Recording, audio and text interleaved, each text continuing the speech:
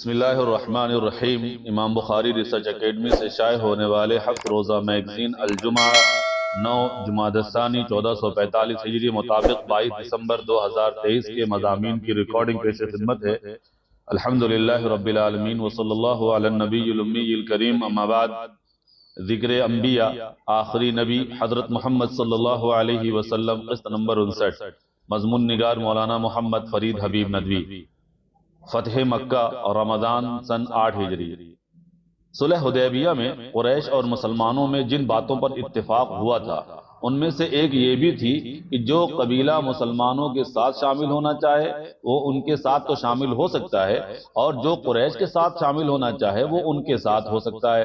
چنانچہ بنو خزاعہ رسول اللہ صلی اللہ علیہ وسلم کے ساتھ اور بنو بکر قریش کے ساتھ شامل ہو گئے۔ ان دونوں قبیلوں میں زمانے سے دشمنی چلی آ رہی تھی۔ اب جب صلح کی وجہ سے کچھ اطمینان ہوا تو بنو بکر نے موقع غنیمت سمجھ کر بنو خزاعہ سے بدلہ لینا چاہا۔ چنانچہ بنو بکر نے شعبان سن 8 ہجری کو رات کی تاریکی میں بنو خزاعہ پر حملہ کر دیا۔ ان کے کئی لوگ مارے گئے۔ افسوسناک بات یہ ہوئی کہ قریش نے در پردہ ان کا ساتھ دیا، انہیں ہتھیار سپلائی کیے، حالانکہ صلح کی روح سے انہیں اس کی قطعاً اجازت نہ تھی۔ بنو خزاعہ فوراً مدد کے لیے اپنے کچھ نمائندے اللہ کے رسول صلی اللہ علیہ وسلم کی خدمت میں مدینہ روانہ کرتے ہیں۔ وہاں پہنچ کر انہوں نے آپ کو پوری صورتحال سے آگاہ کیا۔ آپ صلی اللہ علیہ وسلم سمجھ گئے کہ قریش نے صلح کے خلاف حرکت کی ہے جو کسی بھی طریقے سے جائز نہیں ہے۔ قریش کو بھی اپنی غلطی کا احساس ہو گیا۔ چنانچہ ابو سفیان صلح کی تجدید کے لیے آپ صلی اللہ علیہ وسلم کی خدمت میں حاضر ہوا۔ آپ نے اسے کچھ جواب نہ دیا۔ پھر وہ حضرت ابو بکر، حضرت عمر، حضرت علی وغیرہ کے پاس بھی گیا، مگر ہر جگہ اسے ناکامی ہی ملی۔ قریش نے جو بد عہدی کی تھی وہ کسی طرح قابل معافی نہ تھی، اس لیے آپ صلی اللہ علیہ وسلم نے ان کو سبق سکھانے کا فیصلہ کیا۔ چنانچہ آپ نے رمضان کو مکہ کا رخ کیا۔ آپ کے ساتھ 10,000 کا لشکر تھا۔ قریش میں مسلمانوں کے اتنے عظیم لشکر کا سامنا کرنے کی اب ہمت نہ تھی، چنانچہ انہوں نے ہتھیار ڈال دیے۔ دو جگہ کچھ جھڑپیں ضرور ہوئیں، ورنہ پورا شہر مکہ بغیر لڑائی کے فتح ہو گیا۔ رسول اکرم صلی اللہ علیہ وسلم جب مکے میں داخل ہوئے تو اپنی اونٹنی پر اس طرح سوار تھے کہ آپ کا سر مبارک جھکا ہوا تھا۔ آپ کے چہرے پر گھمنڈ، تکبر یا بادشاہوں اور فاتحوں کے انداز کا ذرا بھی اثر نہ تھا، بلکہ نہایت تواضع اور عاجزی کے ساتھ آپ شہر میں داخل ہوئے۔ کتنی عبرت کا مقام ہے کہ وہ شہر جہاں سے آپ صلی اللہ علیہ وسلم کو 8 سال پہلے زبردستی نکالا گیا تھا، آج وہ پورا شہر آپ صلی اللہ تعالی علیہ وسلم کے قبضے میں تھا۔ سلسلہ جاری۔ سلسلہ درس حدیث، قسط نمبر 20۔ ہر ایک کے بارے میں اللہ تعالی زیادہ بہتر جانتا ہے۔ مضمون نگار مولانا ابو طلحہ بنارسی ندوی مظاہری۔ حضرت ابو ہریرہ رضی اللہ تعالیٰ عنہ سے روایت ہے کہ اللہ کے رسول حضرت محمد صلی اللہ علیہ وسلم نے ارشاد فرمایا کہ آدمی کے برا ہونے کے لیے یہی کافی ہے کہ وہ اپنے مسلمان بھائی کو حقیر سمجھے۔ مسلم 2564۔ ایک مسلمان کے دوسرے مسلمان بھائی پر کچھ حقوق ہیں جن کی ادائیگی واجب ہے، لیکن موجودہ دور میں جب ہم اپنے معاشرے کا جائزہ لیتے ہیں تو پاتے ہیں کہ ان حقوق کی ادائیگی تو بہت دور کی بات ہے۔ لوگ تو ایک دوسرے کے دشمن بنے بیٹھے ہیں، دلوں میں بغض و حسد نے جگہ لے رکھی ہے، ہر ایک دوسرے کی ٹوہ میں لگا ہوا ہے، دوسروں کی بے عزتی اور انہیں رسوا کرنے کا کوئی موقع وہ ہاتھ سے نہیں جانے دیتا، جبکہ کوئی مسلمان خواہ کتنا ہی غریب و محتاج کیوں نہ ہو، کتنے ہی برے حالات میں کیوں نہ ہو، اس کو نقصان پہنچانا، اس کی عزت و آبرو سے کھیلنا تو دور، اسے حقیر اور معمولی تک سمجھنے کا کسی کو حق نہیں۔ لیکن افسوس کہ اب یہ مرض بہت عام ہو چکا ہے۔ ہر ایک نہ صرف خود کو دوسروں سے اچھا اور بہتر سمجھتا ہے بلکہ وہ دوسروں کو اپنے مقابلے میں معمولی، حقیر اور بے حیثیت بھی سمجھتا ہے۔ انسان خود غور کرے کہ جس کے دل میں دوسروں کے لیے حقارت ہو، وہ دوسروں کو معمولی سمجھتا ہو، وہ خود کیسے اچھا ہو سکتا ہے؟ اچھا انسان تو وہ ہوتا ہے جس کا دل ہر ایک کی طرف سے بالکل صاف اور ہر ایک کے لیے اس کے دل میں احترام ہو۔ انسان کی شکل، عہدہ، رتبہ، مال دیکھ کر اس کی حیثیت جج کرنے والا بھلا خود کو اچھا کیسے سمجھ سکتا ہے؟ چنانچہ حدیث کے اس ٹکڑے میں اسی طرح کی برائیوں کی طرف توجہ دلاتے ہوئے فرمایا گیا کہ ایک مسلمان کبھی بھی کسی دوسرے مسلمان کو حقیر نہیں سمجھ سکتا، بلکہ وہ تو اس کے لیے وہی سب کچھ پسند کرتا ہے جو وہ اپنے لیے پسند کرتا ہے۔ کرتا ہے اور یہ اس کے ایمان کا تقاضا بھی ہے۔ اسی لیے ایک دوسری حدیث میں اللہ کے رسول صلی اللہ علیہ وسلم نے فرمایا تم میں سے کوئی اس وقت تک کامل مومن نہیں ہو سکتا جب تک کہ وہ اپنے بھائی کے لیے وہی پسند نہ کرے جو وہ اپنے لیے پسند کرتا ہے۔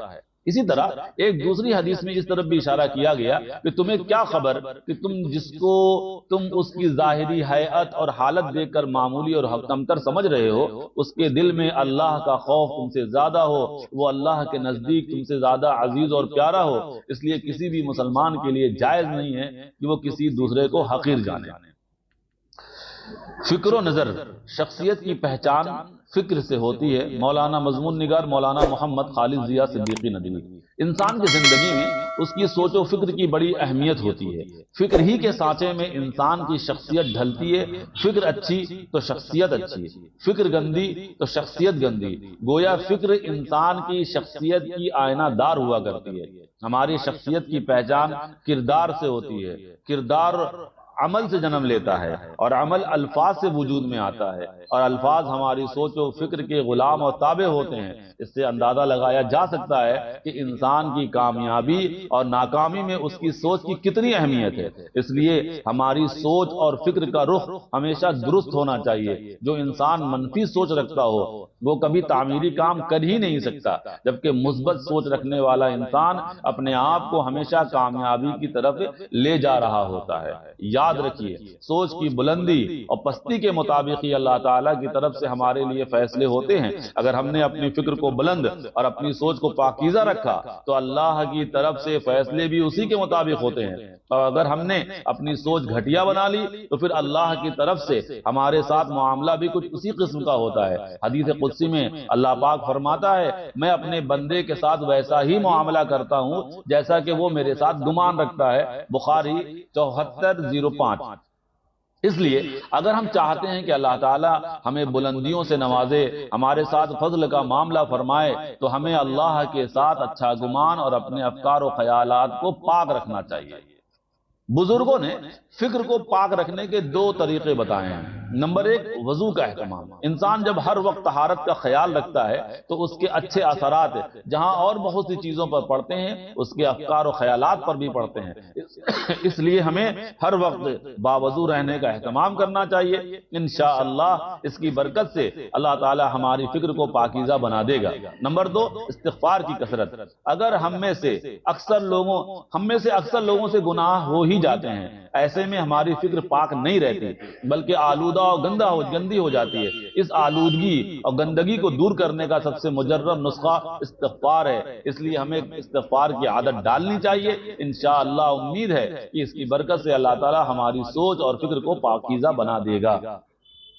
مسائل: پیشہ ور بھیک مانگنے والے۔ مولانا محمد فرید حبیب ندوی: جس آدمی کے پاس ایک دن کا کھانا اور سطر ڈھانکنے کے لیے کپڑا ہو اس کے لیے لوگوں سے مانگنا جائز نہیں ہے۔ اسی طرح جو آدمی کمانے پر قادر ہو اس کے لیے بھی سوال کرنا جائز نہیں ہے۔ البتہ اگر کسی آدمی پر فاقہ ہو یا واقعی کوئی سخت ضرورت پیش آ گئی ہو جس کی وجہ سے وہ انتہائی مجبوری کی بنا پر سوال کرے تو اس کی گنجائش نکلتی ہے، لیکن مانگنے کو عادت اور پیشہ بنا لینا کسی طرح بھی جائز نہیں۔ حدیث میں آتا ہے کہ جو شخص بلا ضرورت مانگتا ہے قیامت کے دن اس کا یہ مانگنا اس کے چہرے پر زخم بن کر ظاہر ہوگا۔ ایک روایت میں ہے کہ جو اپنا مال بڑھانے کے لیے سوال کرتا ہے تو یہ جہنم کے انگارے جمع کر رہا ہے۔ آج کل پیشہ ور بھکاریوں نے وبال مچا رکھا ہے۔ ہر چوراہے، بس اڈے، اسٹیشن، مسجد کے دروازے، تمام مذہبی جگہوں پر وہ موجود رہتے ہیں۔ کسی پبلک مقام پر آپ چند منٹ سکون سے کھڑے نہیں رہ سکتے۔ ہر کچھ منٹ میں کوئی نہ کوئی سائل حاضر ہو جاتا ہے۔ بھیک مانگنا ایک بہت بڑا کاروبار اور بزنس بن چکا ہے۔ بہت سے لوگ کنفیوز رہتے ہیں کہ ان بھکاریوں کو دیں یا نہ دیں، اگر نہ دیں تو کہیں گناہگار تو نہیں ہوں گے۔ اس لیے یہ معلوم ہونا چاہیے کہ جن کے بارے میں یہ اندازہ ہو یہ پیشہ ور بھکاری ہیں تو ایسے افراد کو بالکل بھی نہیں دینا چاہیے۔ البتہ منع کرتے وقت متکبرانہ انداز اختیار نہ کیا جائے، انہیں جھڑکا نہ جائے، بلکہ مناسب طریقے سے معذرت کر لی جائے۔ البتہ اگر کسی نے ان کو بھیک دے دی تو اسے صدقے کا ثواب مل جائے گا، لیکن یاد رہے کہ ایسے لوگوں کا حوصلہ توڑنا بہت ضروری ہے۔ اگر آپ ان کو بھیک دیں گے تو ان کا حوصلہ اور بڑھے گا، اس لیے ایسے پیشہ ور بھکاریوں کو ہرگز نہ دیا کریں۔ دارالفتاء دیوبند اور بن نوری ٹاؤن۔ السلام علیکم ورحمۃ اللہ وبرکاتہ۔